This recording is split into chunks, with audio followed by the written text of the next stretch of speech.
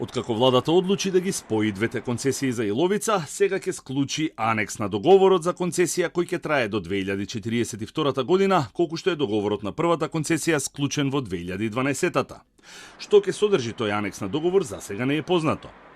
Рокот 4 години за да се собере потребната документација, елаборати и дозволи стои на располагање на Евромакс по спојувањето на концесиите, тврди Министерството за економија.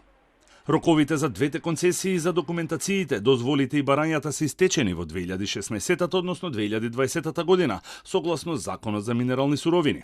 Но од Министерството се повикуваат на членовите 54 и 55 од истиот закон. Во наведените членови, како и во членот 61, не се предвидува можноста од спојување на концесии, па затоа од Министерството сметаат дека се пренесуваат правата и обврските. Во членот 61 од Законот за минерални суровини за спојување не е уредено прашањето за рокови за дозвола за експлоатација на минерални суровини. По спојувањето ќе се склучи анекс на договор на концесијата. За период на трајање на концесија ќе се земе од најкраткиот рок од двете концесии.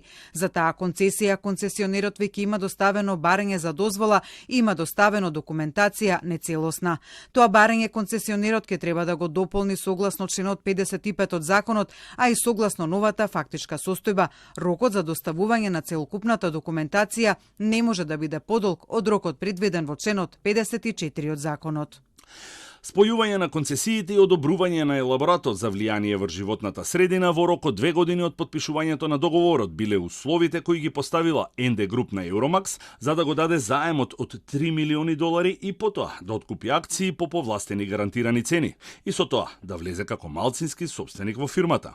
НД Груп, чиј основач е Назив Дестани, собственик и на тетовската Еколог, во своето портфолио нема никакво искуство во областа на рударство и ископ на минерални суровини, а тоа може да се види и на официјалниот сајт на компанијата, каде се истакнува проектот електрични возила e-Go. Токму Еколог требаше да ги произведува овие возила во Тирстетово, инвестиција која владата помпезно ја најави и церемонијално постави камен темелник.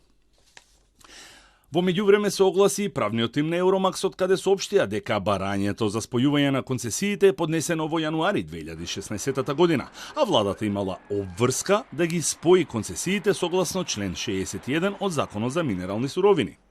Нејасно е каде правниот тим ја видел облигаторната обврска на владата, бидејќи во членот 61 и во првиот и во вториот став стои дека владата може, а не дека мора, да ги спои концесиите доколку имаат ист собственик, иста минерална суровина или пак се соседни.